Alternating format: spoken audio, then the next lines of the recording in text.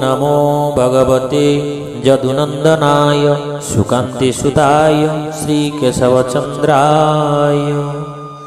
कल्याण देली तोते द्वितीय भाग चरम सप्तम पुष्प द्वितीय पाखुड़ा 33तम संख्या। प्रभुंकर कल्याणर धारा अविरत झरी पड़ुछि।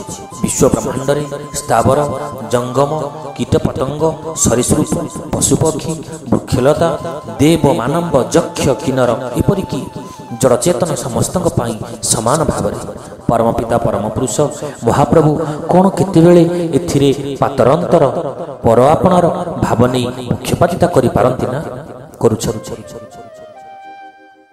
सकल तांकठारु सृष्ट समस्ते तांकर प्रिय संतान। तेबे अनेक दीर्घश्वास त्याग करी अभियोग करती प्रभुंकर मो प्रति करुणाटो पाई नाही, प्रभुंकर कल्याण मु पाई पारु नाही। काहेकि तेबे हमर अभियोग, काहेकि हमर अभिमान? प्रभुंकर करुणा कल्याण पाई आमे उन्मुख न होई विमुख होई रहिले तांकर अम्य करुणा और कल्याण कणार अमृत रस आस्वादन करि परिबे कि?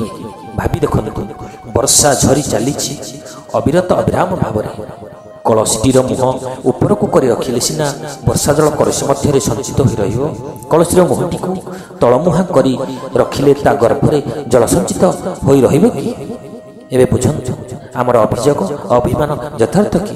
स्वयं नर नारायण महाप्रभु जीव उद्धार पाई कल्याण धारा वर्षी चली चरमरई स्तंभ।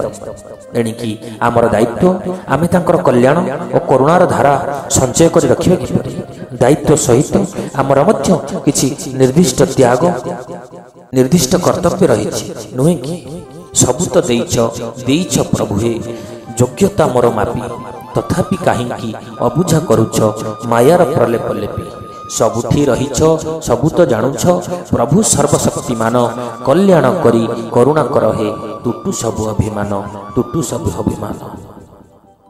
गुरुस्वामी चरमरे धन मोहर हेज प्रथम दिन, जे दिन आकुले कलु तू धर्म धारा ग्रहण। पाशरी गलु कि धनरे से दिनर शपथ, पालुछु कि ताहा कहिलु धरी संदेश पथ। अनाई रहिछि तोतेरे धरी अव्यक्त आशा, विषया निशारे मातिलु करी मते निराशा। देबु देबु बोली कहुछु गंठी फिटाऊ नाहु, झुलामुणी खोला नहेले किछि पाइबु काहू। सुना पिला परी धनरे धारा नीति करिबु, देह मन प्राण हृदय निर्मल रखिबु।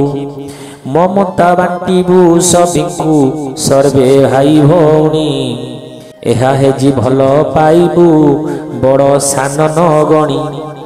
कूट कपटता छलना मिथ्याचार तेजिबु, बीज मंत्र गोटी नियत मानसरे हे जीवु।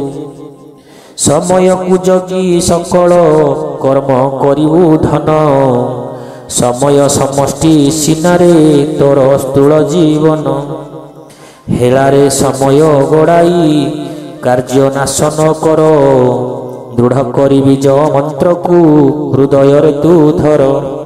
प्रेम कर हे सृष्टि को सृष्टि मो प्रेममय, कल्याण लभिबु देखिबु जगत ब्रह्ममय।